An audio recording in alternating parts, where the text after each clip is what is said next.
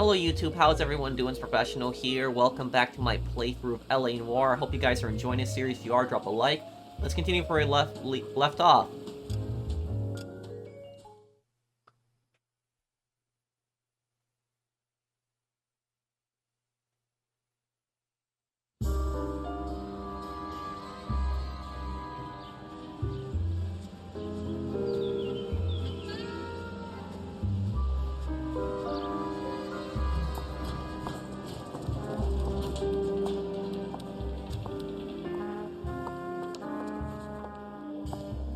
Mr. Kelso? That's what the sign on the door says, miss.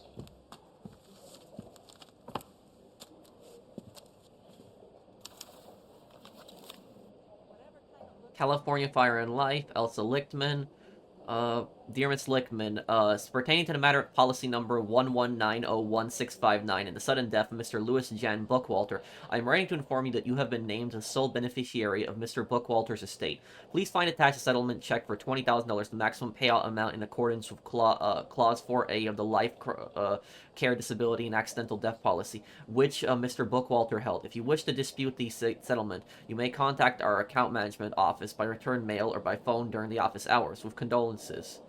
Okay, Clarence, WM Flying, Claims Association, California Fire and Life Insurance, Miss Elsa Lichtman, $20,000. There's no need to come into the office, Miss Lichtman. And $20,000. All you need to do is sign here. $20,000 back then was actually closer to $300,000. This is an insane amount of money. I don't accept this. What do you mean you don't accept? I think you're pushing your luck, lady. This seems to be a ridiculously generous settlement. A $200 policy with a $20,000 payout? You should... I don't want the money. What do you mean you don't want the money? I want you to investigate this case. I feel my friend may have been the victim of foul play. Okay. Let me get the case file.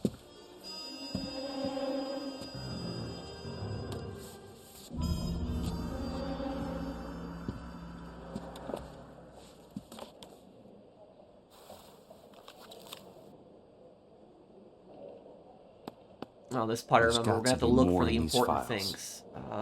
This is the blueprints for the house, Elysian Fields development.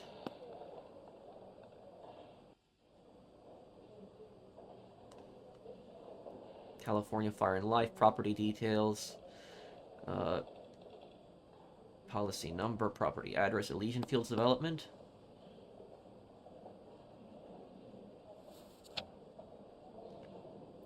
Insurance policy. While in the employ of Elysian Fields Development, Louis Jan Bookwalter was killed when the roof of the property on which he was working collapsed. So the roof of the property he was working on fell. On Tuesday, 28th of January, at approximately 8:30 in the morning, Mr. Bookwalter was ascending the roof structure of a property at the Normandy Avenue development when a fault in the ridge beam caused it to sag. Witness reported that Mr. Bookwalter slipped and attempted to right himself by holding onto a ceiling rafter, but the rafter broke. Mr. Bookwalter fell approximately 23 feet to the ground. His falling weight caused several ceiling joists to snap, and these fell inward, along with part of a prefabricated roof truss. An autopsy later revealed that Mr. Bookwalter's cranium was shattered, probably when he struck his head on one of the roof beams. He sustained a significant internal injury as a result of the falling timber and died of internal hemorrhage, approximately 10 minutes after initial roof collapse. Independent testing of the ridge beam and roof truss has determined that faults in the timber were undetectable prior to installation. Witnesses reported Mr. Bookwalter was following all safety procedures. So he's following all safety procedures, and they're saying that faults in the timber were undetectable prior to installation. No. This is negligence here. Negligence on the fault of the company. And here's the thing is, if a construction company, if a construction worker gets hurt at his site and he was given faulty material, even though he's the one that's supposed to be installing it, the fact that he was given faulty material, that is the fault of the company, and the company is going to be held liable for that. He died 10 minutes after initial roof collapse. Independent testing of the ridge beam and roof truss determined that faults in the timber were undetectable. Is the opinion of the investigation of the friend took a hell of a fall. Death of Louis Jan Bookwalter constitutes a genuine and unavoidable industrial accident. No, that was not an unavoidable industrial accident, and no fault can be ascribed to Elysian Fields developments. The insurance benefits associated with this policy should be paid in full to the designated beneficiaries.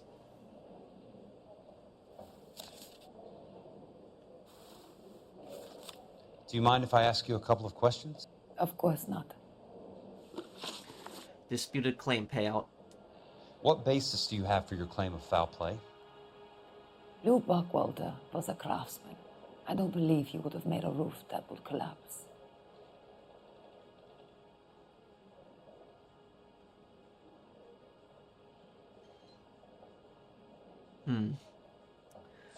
Connection to Buckwalter? You and Buckwalter weren't married? No, Then how did you become his beneficiary? we were family friends. Yeah, she's holding back here. I'm gonna go with bad cop. You expect me to reopen this case because you come in here walking that walk? Well, I'm not buying it. I think you should tell me what the hell is going on. Do you really want to know? Yes. We were interned together on Ellis Island, resident alien Germans. That's in New whose York. parents had been killed by Nazis. Do you see the irony in that, Mr. Kelso? We spent 4 years there. So what I will say about this is it's never been directly confirmed in LA Noire, but it's heavily implied that Lou, her friend, was gay. Because Elsa says earlier in the story, she says that he's the only man that loved me without touching me, and that's what a lot of fans believe was proof that he was gay. Now, they are both refugees from Nazi Germany. You know, Nazi Germany's defeated. It's already been collapsed 2 years prior to this. This is 1947, but they've been in the United States for years. And in Nazi Germany, if you were gay in Nazi Germany, you'd get killed. It was a death penalty for that. You would be sent to a concentration camp. So a lot of gay people were killed in concentration camps, and the really messed up thing is that after the war, the new German governments, both the West and East German governments, actually used the concentration. You look as if you might have something on your mind. They Mr. used the Kelso. concentration camp records to actually imprison people again who were gay and put in concentration camps because it was illegal in Germany still. That's something a lot of people don't know about. Another thing I will say also here is that in this time period, it was also illegal to be gay in America. I don't think that it was, legalized until I think it was like the 70s or the 80s. That's around that time. And so this story actually here makes perfect sense because if somebody was gay back then, they could not name somebody that was their lover as their beneficiary on their insurance policy. That would not work. That would never go through. And so what they would typically do is they would either entrust their policy to like a close family member that they trust, or a close friend that they trust, or they would just put their lover down as their friend. That's what they would just put them down as their close friends. So people did do that. They do that a lot too. Disputed claim payout. Let's see here.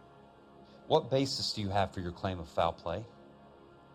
Lou Buckwalter was a craftsman.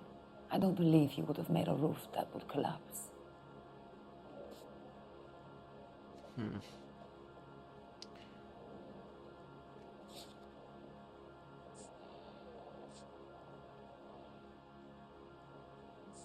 me see motive for dispute. So the roof collapsed. Accidents happen. What exactly are you trying to achieve here, Miss Lichtman? Exactly what I said. I want that building thoroughly investigated. So the roof collapsed. Accidents happen. What exactly are you trying to achieve here, Miss Lichtman? Exactly what I said. I want that building thoroughly investigated. I'll try good cop on this. Okay, oof. I'm intrigued, Miss Lichtman. I really am. But you're going to have to give me something if you want me to get involved in this. There is a conspiracy surrounding Elysian Fields and the new houses they are building. I believe your insurance company is involved. That's pretty heady stuff, Miss Lichtman. Flimsy, but heady. I've told you what I know, Mr. Kelso. What are you going to do about it? Disputed claim payout. Okay, let's see here. What basis do you have for your claim of foul play? Lou Buckwalter was a craftsman. I don't believe he would have made a roof that would collapse.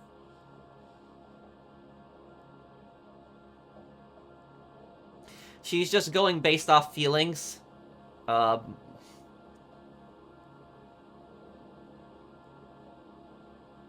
It's either going to be good cop or bad cop. I'll try bad cop again. I hope I don't mess this up.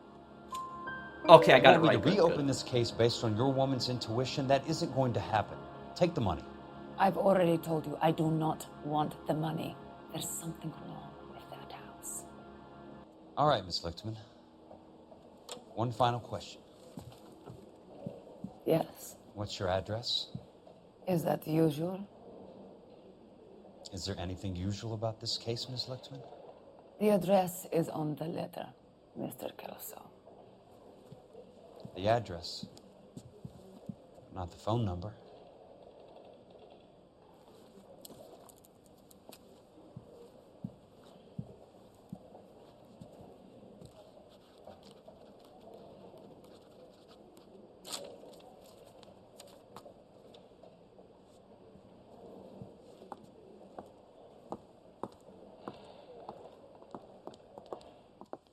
Mr. Benson would like to see you in his office, Jack. Upstairs. Come on, I'll walk you up. Okay. I got music on. So we're playing a Kelso in this case, too.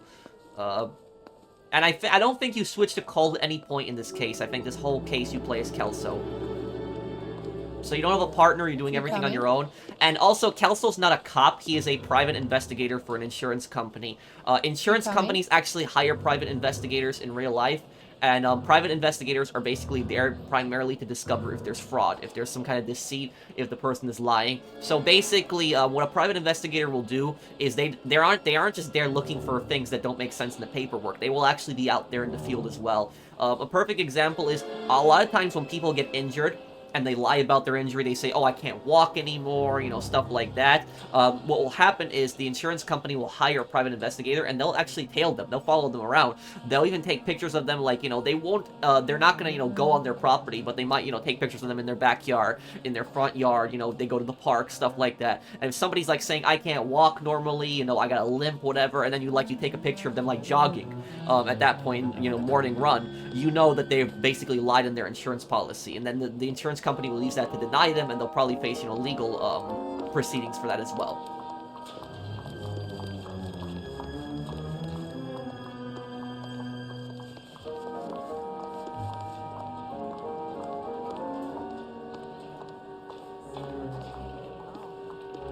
It's loaded.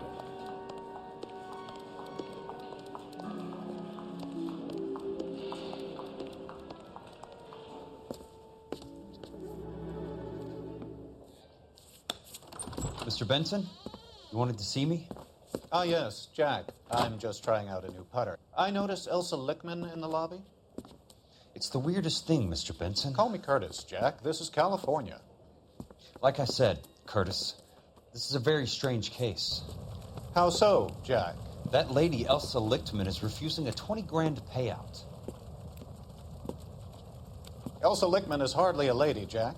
She's a jazz musician. Plays at the Blue Room in Hollywood. She has a fine pair of lungs, now that I think She's of the it. beneficiary of this guy, Lou Buckwalter. He was killed in an industrial accident working for Elysian Fields Developments. You know Elysian? I'm familiar with Leland Monroe. We move in similar circles. Well, Miss Lichtman is making some pretty serious accusations. She says the case stinks and that She's a something very happened. highly strung girl, Jack. Strung out might be a better way to put it. It's a pretty generous payment, Curtis. I think I should look into it. Is there anything wrong with the paperwork, Kelso? No, there isn't, Mr. Benson. I didn't think so. Pay the case out and get her off our backs. I can't make her take the money, Deal sir. with it, Jack. Do your fucking job. You see? Do I have to do everything? No, sir, you don't. Fine, Jack. Fine. You know I have the greatest confidence in you. Thanks, Mr. Benson. And you see, these corrupt officials, I will say about them is these corrupt officials are just so stupid that they get pissed off so easily, and because they get pissed off so easily, that people are able to easily see through. Like, Jack was able to easily see that he's involved in this. The reaction that he got is obvious to me. You know, I haven't played this game in years, but it's obvious to me that he's somehow involved in this corruption as well. He's part of this. The only corrupt character in the game that puts on a very, you know, believable act is Fontaine. Fontaine is extremely manipulative, where a lot of the other corrupt characters, they constantly get angry, they try to hide their corruption through anger. Fontaine tries to hide his corruption through manipulation.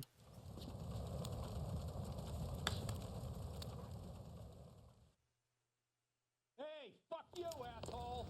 Your car, Mr. Kelso. Thanks, kid. Okay, going to Elysian Fields development.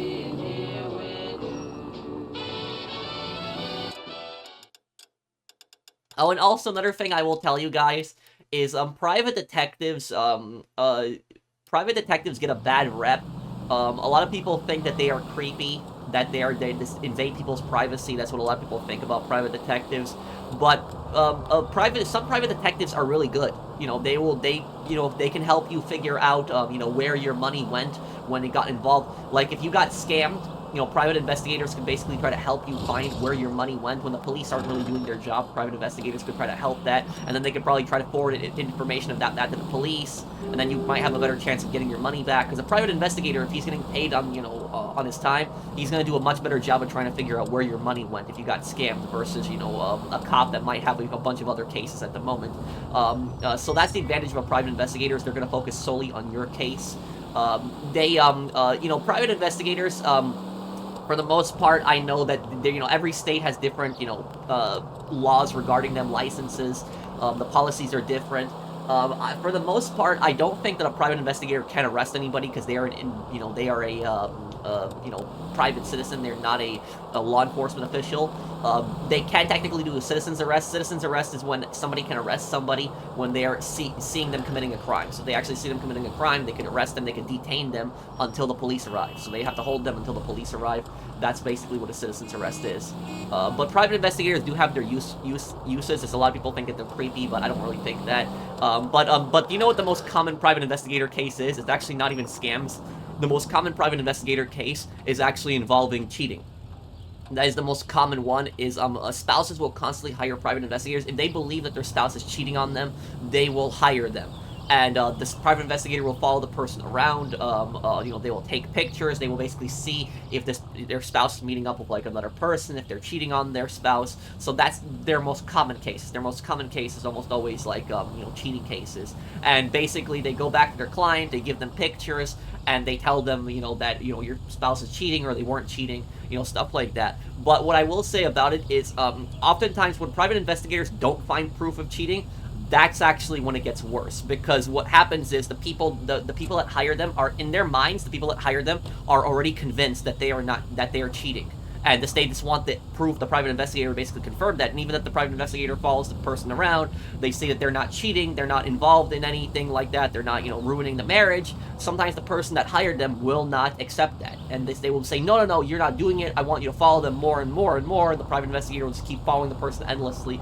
So that's the part when it gets a bit creepy. That's where private investigators, I guess, get their bad reputation in situations like that. Some crazy, person is convinced their spouse is constantly cheating on them when they're not, and then they're getting them to constantly follow somebody. So that's where they probably get their negative reputation from.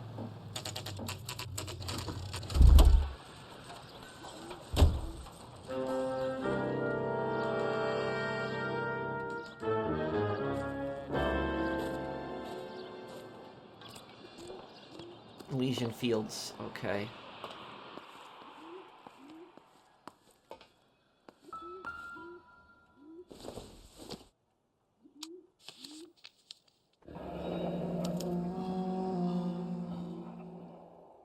Cement That's delivery. not how my pop taught me to mix it.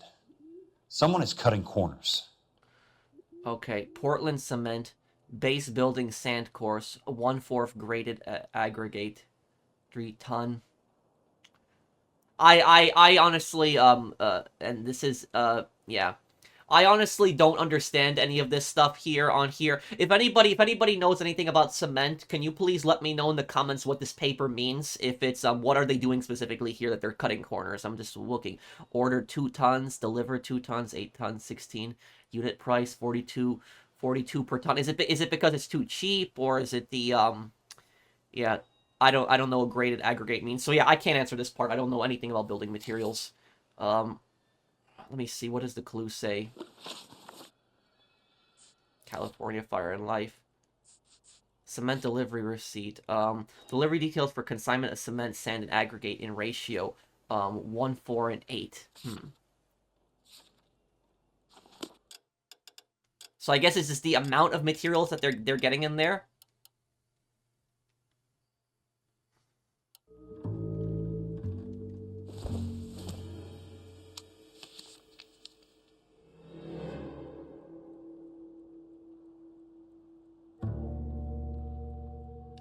Yeah, the cement is 42, yeah, the cement is, 2 tons, but the sand is 8 tons, and the graded aggregate is 16 tons, yeah. Okay. What's this here? City of Los Angeles, Department of Building and Safety, Order of Demolition. The City of Los Angeles, pursuant to Section 191, Part 1, Subsection A Bulldozing and starting again. of the California Building Code, hereby orders that any building work at the Normandy Avenue subdivision associated with the incident of 1/28/1947 be immediately demolished, and all building material removed from the site. Notice date, September 22nd, 1947. Order of Demolition. Governments will order buildings to be destroyed, actually, if they're unsafe, if they're unstable. Leland Monroe, the man with the grin. Looks like he doesn't like to be disappointed. Elysian Fields Development Site Office, 4105 Council Street, to Frank Osterman, Mr. Leland Monroe. Construction schedule. Delays will not be tolerated.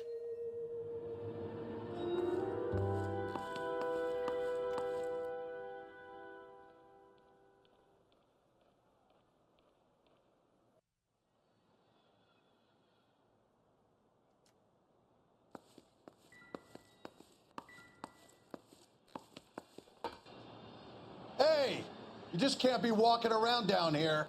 I'm Jack Kelso, from California Fire and Life. I don't care if you're from the Vatican.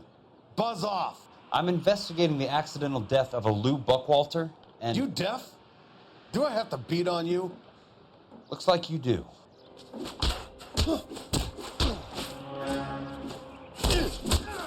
I came to see the house where Lou Buckwalter died. You were just about to offer to show me the way. It's out the gate and 3 houses down on the left. Don't know what you're looking for, smart guy. There's nothing there. Then I'll poke around in the rubble. Fine. As long as you're out of my sight.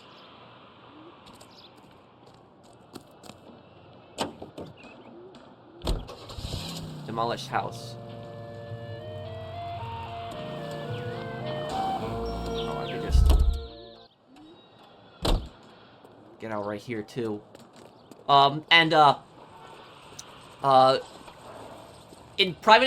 Insurance private investigators are probably gonna have a much better knowledge of like building codes than you know, regular private investigators.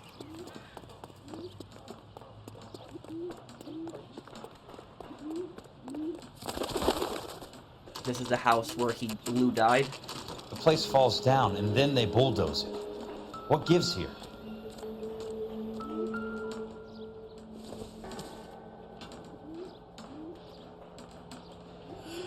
Not for construction use.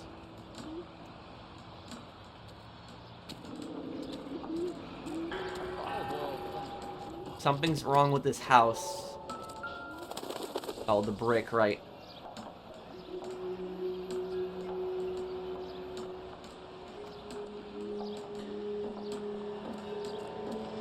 Has that just been paid? Not for construction use.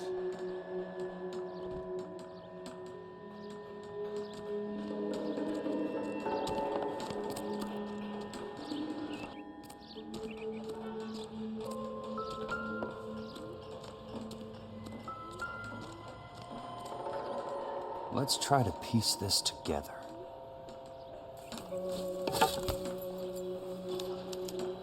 Keystone Films. Who gets their lumber from a film studio? Yep. And film studios are gonna have really cheap material. Props.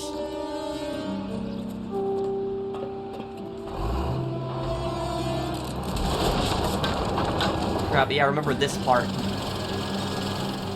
Son of a bitch! Crap, yeah.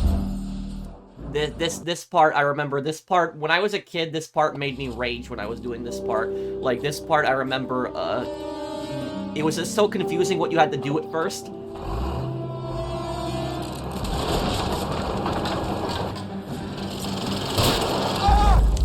Great. It's just, yeah, this is just, okay, I'm gonna try to run a little bit first before anything else happens.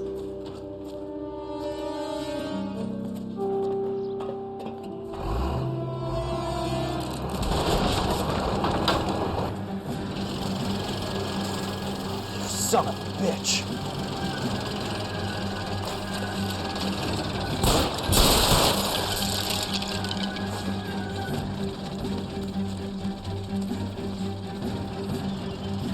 Oh, shit.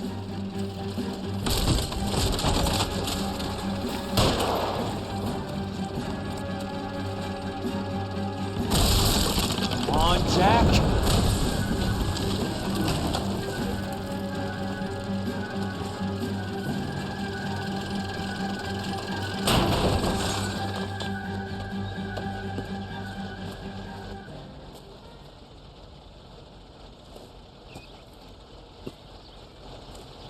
Yeah, so when I was a kid, I died a bunch of times at that. Okay.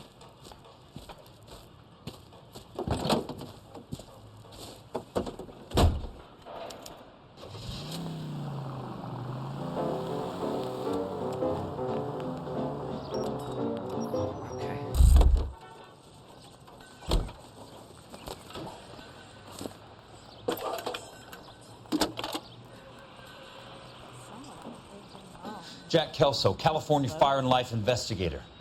I need an address on the Keystone Film Company. The address is 658 North Wilton Place. Is there anything else? No, thank you, ma'am.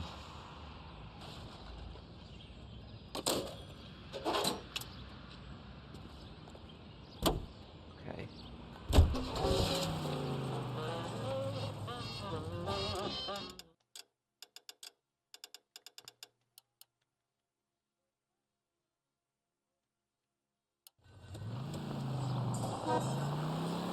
And notice how Kelso's car doesn't have sirens because he's not a cop.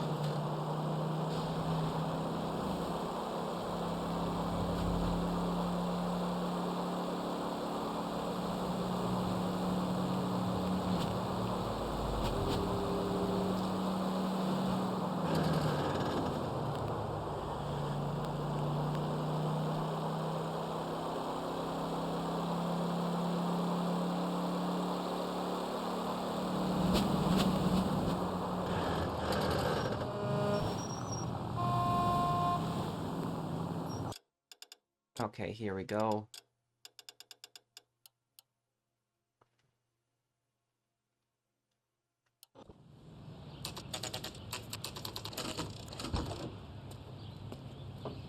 Hi, Mac.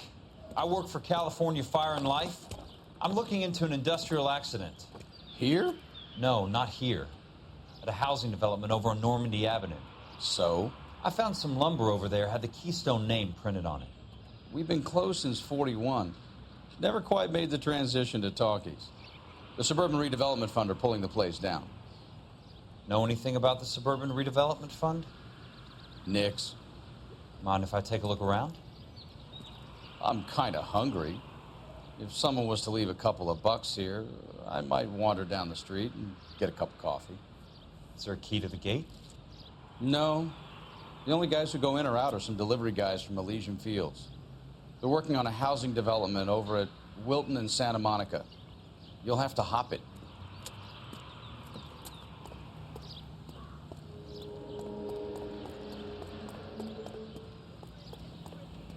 Is there anything in here? No. Okay.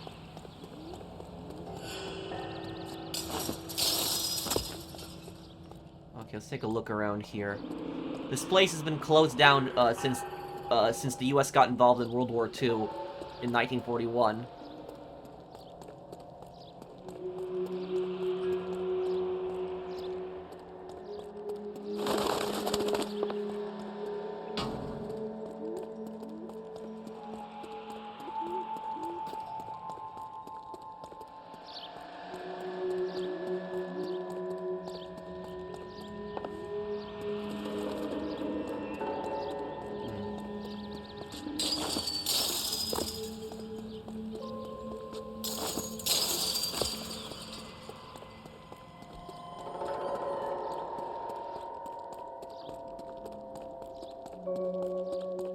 Check that building out, yeah.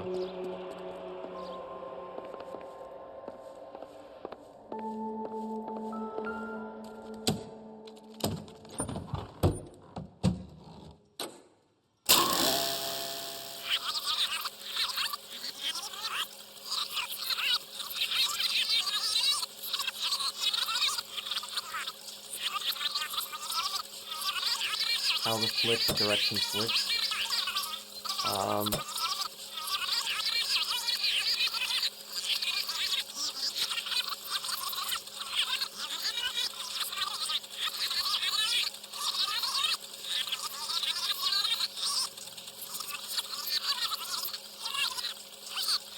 That's good for the focus. Speeds that up.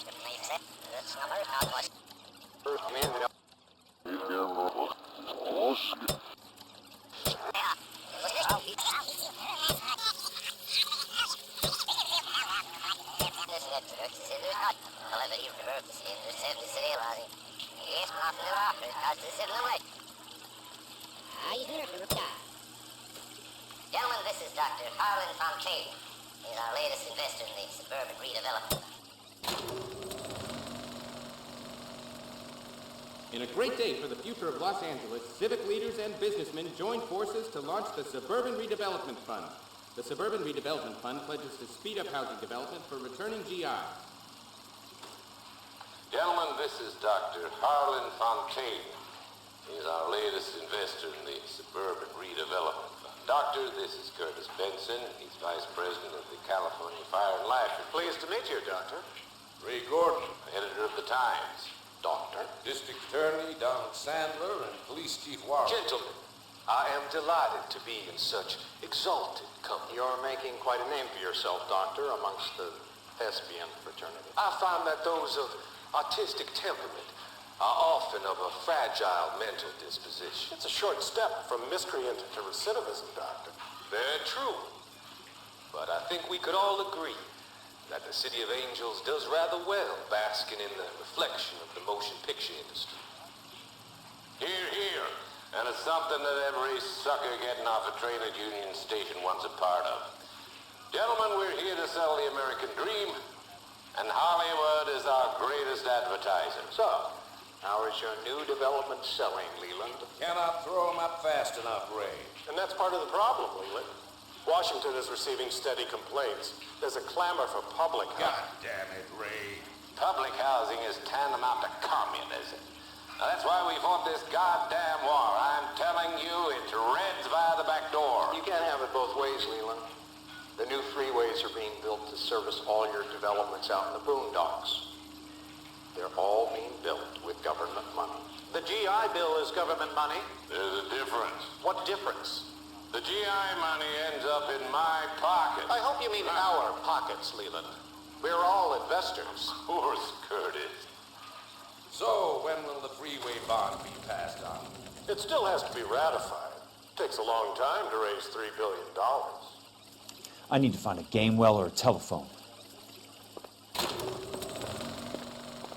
Telephone Curtis Benson's office. In a great day for the future of Los Angeles, civic leaders and businessmen joined forces to launch the Suburban Redevelopment Fund. The Suburban Redevelopment Fund pledges to speed up housing development for returning GIs. Gentlemen, this is Dr. Harlan Fontaine. He's our latest investor in the Suburban Redevelopment Fund. Doctor, this is Curtis Benson. He's Vice President of the California Fire and Life. They have everyone there. Insurance company, property manager, property developer, police chief, mayor. To be in such exalted company. You're making quite a name for yourself, Doctor, amongst the thespian fraternity. I find that those of artistic temperament Should be nearby. are often of a fragile mental disposition. It's a short step from miscreant to recidivism, Doctor. Very true. But I think we could all agree that the City of Angels does rather well basking in the reflection of the motion picture industry. Hear, hear. And it's something that every sucker getting off a train at Union Station wants a part of. Gentlemen, we're here to sell the American dream, and Hollywood is our greatest advertiser. So, how is your new development selling, Leland? Cannot throw them up fast enough, Ray. And that's part of the problem, Leland. Washington is receiving steady complaints. Well, the music stopped playing, so I'm assuming I found all the clues.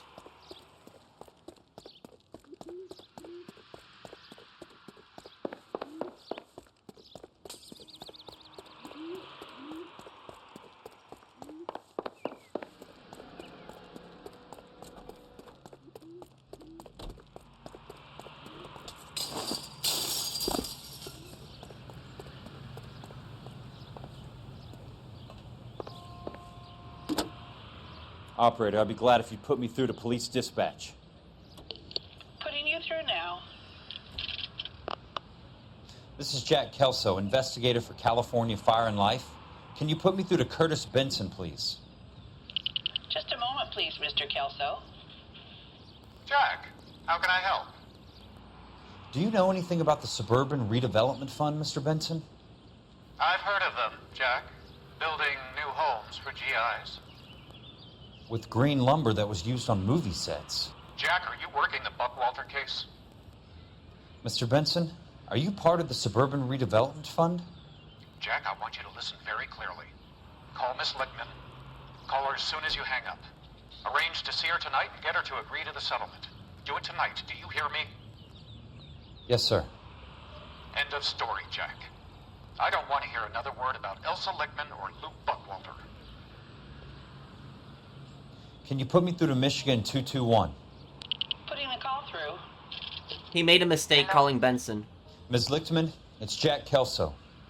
Yes, Mr. Kelso. I've been looking into your case. Yes, and what have you found? It doesn't look good. I need to see you. Meet me at the Blue Room. I work there tonight. I take a break around 9. I'll be waiting at the stage door. We can talk then. Auf Wiedersehen, Mr. Kelso. Thanks, I think ma'am. that means goodbye in German.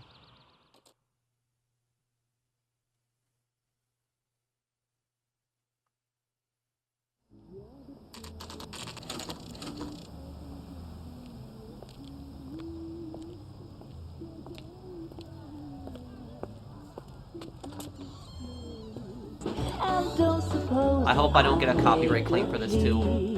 'Cause baby, you know I'm guilty.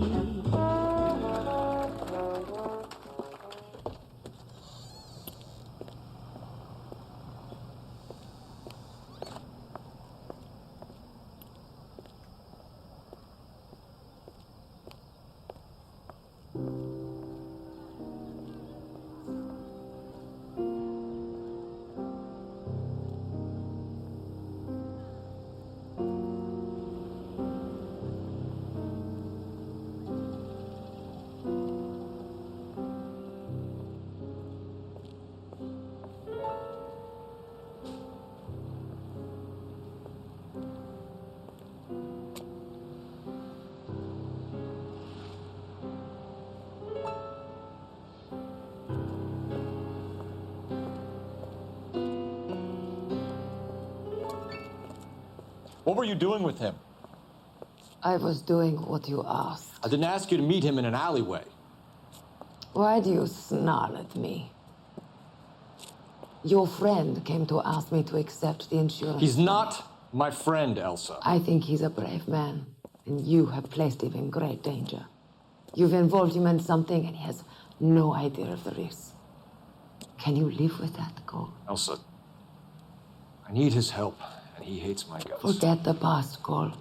He deserves a chance to say no. If he helps you, let it be on his terms. I'll go see him in the morning.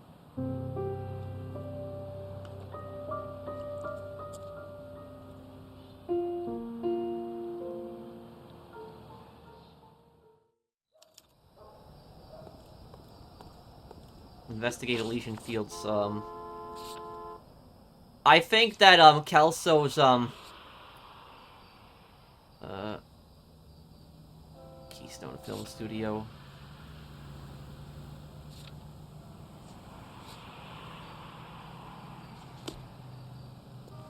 Elysian Fields housing development, okay.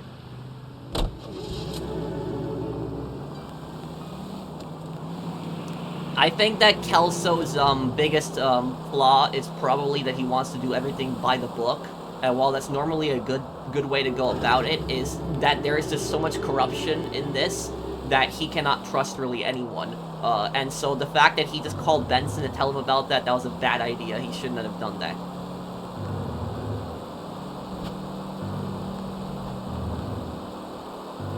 Some of these like these really corrupt people is you need to do a few things that are not by the book to get these guys. And Kelso's actually going to do something like that a little bit later. I think it's the next case.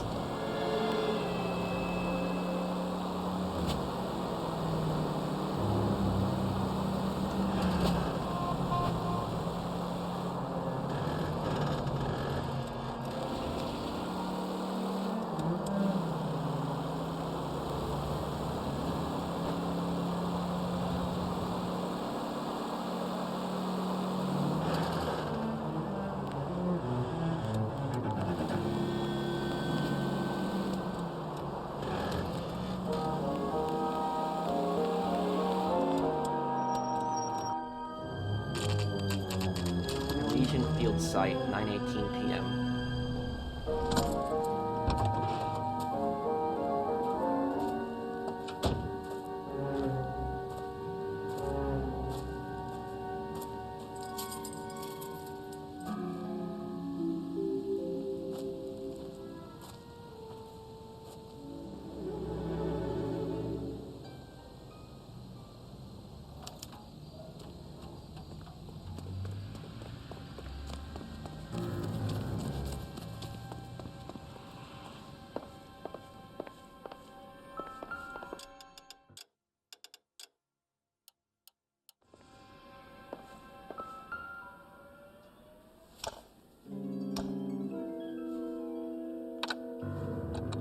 Nice wiring job, fellas.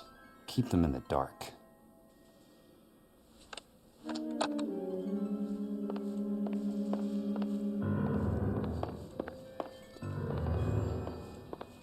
It's all faulty. They're so cheap that they don't even block off the construction sites.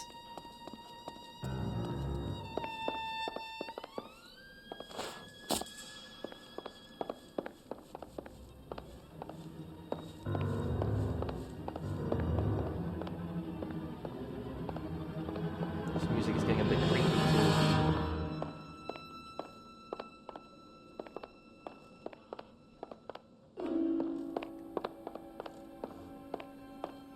Kind of crazy. We're doing two really crazy cases at the same time. We're doing this and also an Ace Attorney. We got a really crazy case with a giant government conspiracy in it too.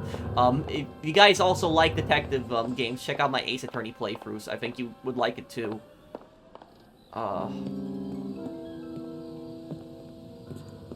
You lose something, Mac? I thought these private eye types were all wise guys with smart mouths. Looks like the snappy repartee has all dried up. Get on with it. What's your hurry, Mac? You got some place to go? You ever do the cat and mouse routine without a gun in your hand? Now that's more like it. Let's put a few caps in. Time for you to lose some teeth. I'm about to break your goddamn jaw.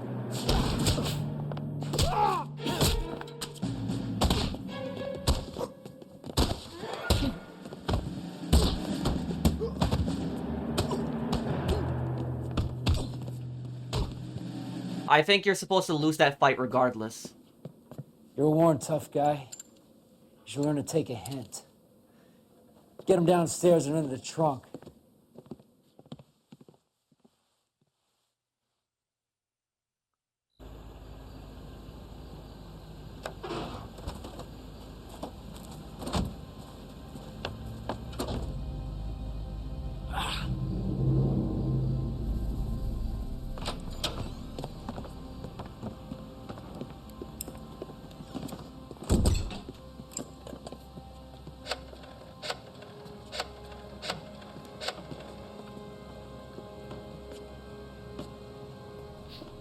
Sure, he turned up all right. He's wishing he didn't. He's in the trunk. He's going nowhere. The boys introduce themselves.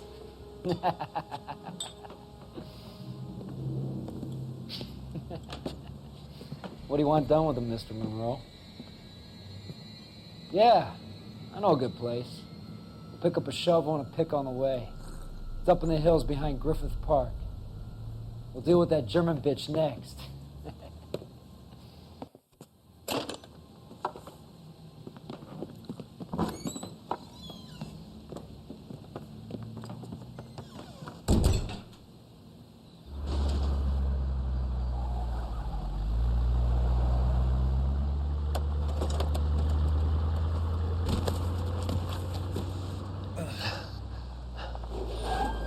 I'm surprised they didn't see that. Well, now they do. Elsa.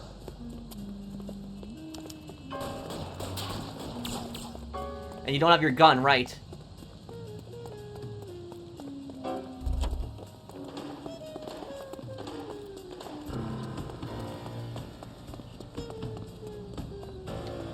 Oh, crap.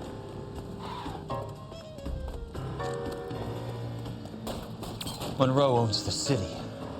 Owns the cops. I need to find Elsa.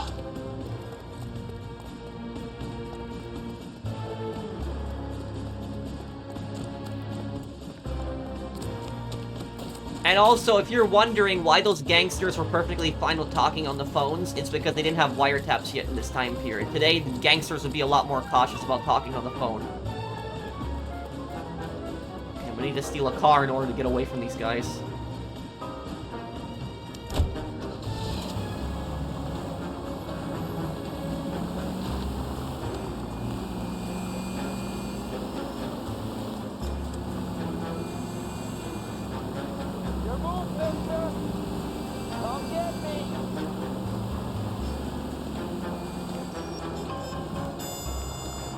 Also, I wonder how Kelso managed to get out of the trunk of that car, because back then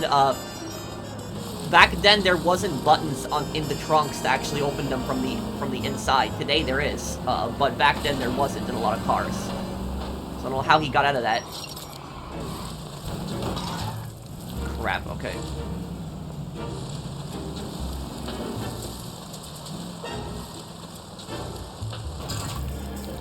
Truck can't knock down a fence like this, come on. Okay.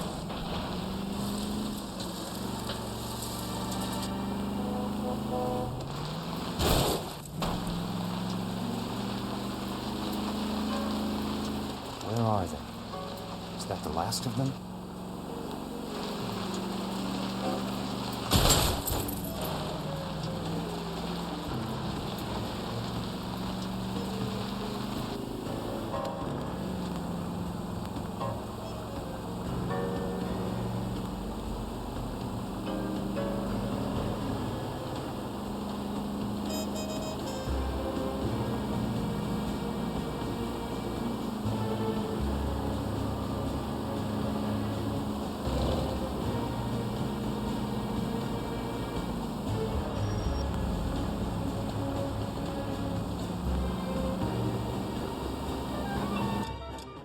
How far are we from...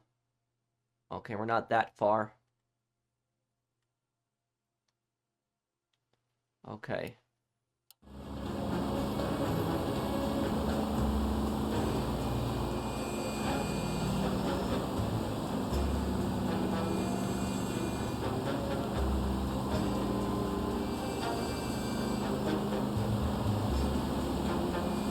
Kind of crazy. This thing actually even goes faster than the post-op van.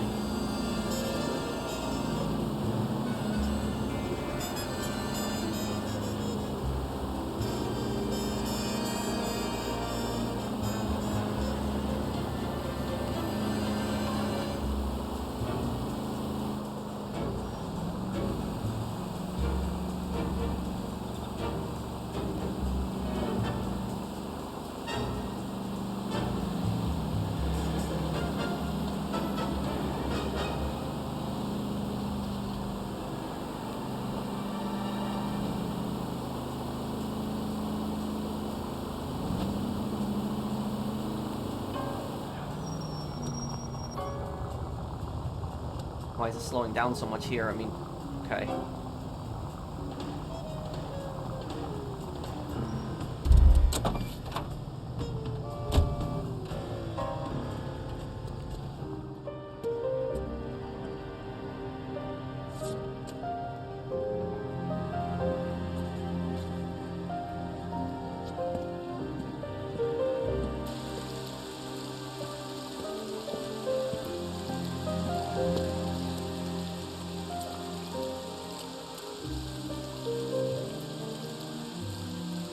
If you want to know why he splashed water in his face, it's so that he's probably worried about passing out from his injuries.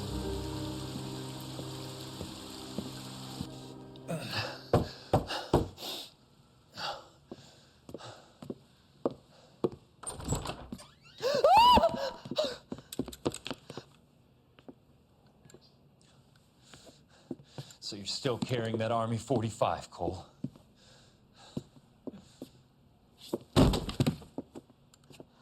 For God's sake, Cole!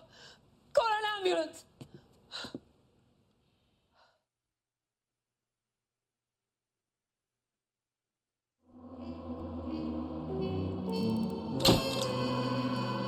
The truth is out on Elysian Fields, despite Leland Monroe's best efforts to bury it. I missed 2 clues? Did I really? Did I really miss 2 clues? I thought I got everything. I'm trying to... What could I have missed? Okay, oh well. Well, I guess that was that one. Let me see here. Is there a World War II flashback? There is. Okay.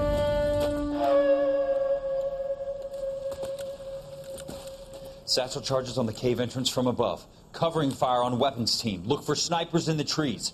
You know the drill. No risks, no heroes, no prisoners. You want some roast on this one, Sarge? No, you guys have done enough. Head back to Webb's. We are going to blow every cave we come across. Close them down and move on, people. Damn.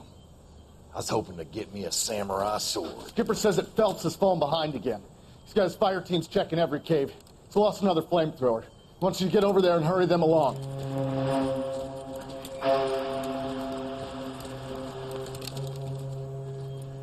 Hoboom. Weapons Company. Sir. Sir. We have a major cave complex in front of us, Hogaboom. I want flamethrowers and BAR teams to clean it out. Begging your pardon, sir. But if it's a big complex, why don't we bring the Shermans in? They could pour it in there. We can't wait for tanks to be brought up. I'm already behind. Then blow the cave. No skin off our nose. Bury them. We are going in there and clearing them out. We are doing it by the numbers, Sergeant. Get your team in place. We're moving out. Mount up! First fire team and flamethrowers! Head in!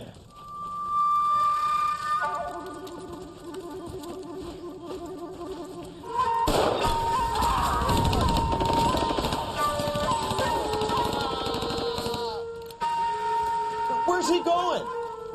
Where's who going? The big cowboy. He's going in. Who gave that order? You did.